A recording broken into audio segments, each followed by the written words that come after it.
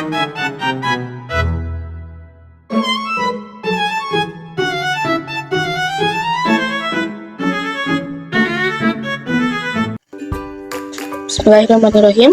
Assalamualaikum warahmatullahi wabarakatuh. Perkenalkan, saya Leni Nurini Azahra dengan nomor induk mahasiswa 24882010003. Saya berasal dari Program Studi Pendidikan Bahasa dan Sastra Indonesia, Institut Pendidikan Indonesia. Di sini, saya akan mempresentasikan hasil analisis novel Ronggeng Dukuh Paruk karya Ahmad Tohari menggunakan pendekatan sosiologi sastra. Di sini saya akan membacakan sinopsis novelnya terlebih dahulu.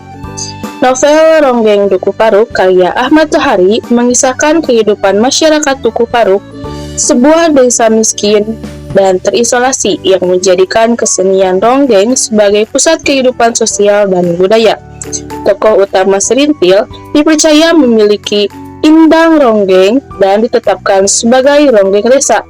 Namun, status tersebut justru membuatnya mengalami eksploitasi dan kehilangan kebebasan dan dirinya karena tradisi dan kebutuhan ekonomi masyarakat. Di sisi lain, Rasus, sahabat Serintil, menolak tradisi ronggeng dan berusaha keluar dari keterlatar belakangan dengan meninggalkan desa dan menjadi tentara. Konflik semakin memuncak ketika peristiwa politik tahun 1965 menyeret masyarakat Dukuh Paruk yang polos dan apolitis ke dalam kekacauan, menjadikan mereka korban kekuasaan dan sejarah. Melalui novel ini, Ahmad Tohari menghadirkan potret rakyat kecil yang terjebak kemiskinan, patriarki, dan politik, sekaligus menyuarakan kritik sosial dan nilai-nilai kemanusiaan. Sebelum membahas hasil dan pembahasan, di sini saya akan menjelaskan apa itu pendekatan sosiologi sastra. Sosiologi sastra adalah pendekatan dalam kajian sastra yang mempelajari hubungan antara karya sastra dengan kehidupan sosial masyarakat.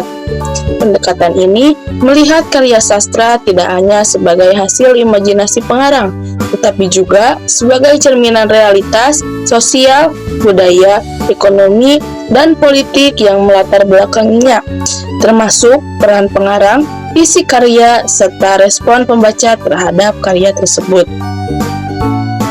Melalui pendekatan sosiologi sastra, novel ini dapat dipahami sebagai gambaran kehidupan masyarakat Dukuh Paruk yang terbelenggu oleh kemiskinan struktural, tradisi, ketimpangan gender, dan kekuasaan politik.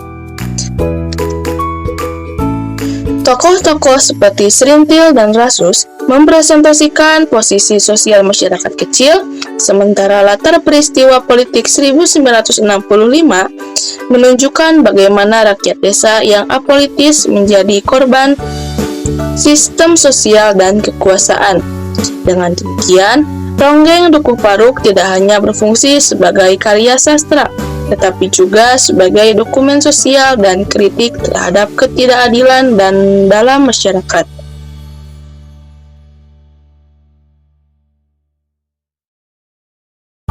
Selanjutnya pembahasan dari hasil analisis novel Ronggeng Dukuh Paruk. Yang pertama yaitu struktural sosial dan kebudayaan. Dukuh Paruk dalam novel digambarkan sebagai komunitas agraris yang hidup dalam keterbelakangan dan keterasingan. Pola kehidupan masyarakatnya sangat dipengaruhi oleh adat serta kepercayaan terhadap roh leluhur, khususnya Ki Seca Menggala. Ahmad Tohari menghadirkan sistem nilai tradisional yang merupakan perpaduan antara kepercayaan, animisme, dan budaya sinkretisme. Kepercayaan tersebut menunjukkan keterbatasan spiritual masyarakat sekaligus kuatnya ikatan mereka terhadap warisan budaya. Struktur sosial Dukuh Paruk bersifat tertutup dan bertingkat, di mana nilai-nilai lama terus dipertahankan tanpa adanya sikap kritis. Selain itu, masyarakatnya tidak mengenal pendidikan modern, sehingga aturan adat dan tradisi yang diwariskan secara turun-temurun menjadi pedoman utama dalam kehidupan sehari-hari. Yang kedua yaitu kemiskinan struktural dan ketimpangan kelas. Kemiskinan menjadi latar utama dalam kehidupan masyarakat Dukuh Paruk. Mereka tidak memiliki akses terhadap pendidikan dan sumber daya ekonomi, sehingga hidup dalam ketergantungan dan keterbatasan. Dalam perspektif sosiologi sastra, keadaan ini mencerminkan kesadaran kolektif kelas bawah yang terpinggirkan dari struktur sosial dominan. Tokoh Rasus yang kemudian menjadi tentara melambangkan mobilitas sosial usaha untuk keluar dari ketertinggalan. Namun, kisahnya juga menunjukkan bahwa moderitas seringkali menjauhkan seseorang dari akar budayanya. Konflik batin Rasus menunjukkan pertentangan antara idealisme perubahan dan nostalgia terhadap kampung halaman. Selanjutnya yaitu posisi perempuan dalam sistem patriarki. Serintil sebagai tokoh utama menjadi simbol eksploitasi perempuan.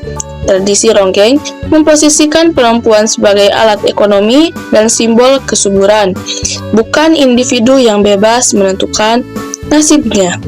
Upacara buka kelambu memperlihatkan bagaimana adat melegitimasi eksploitasi tubuh perempuan.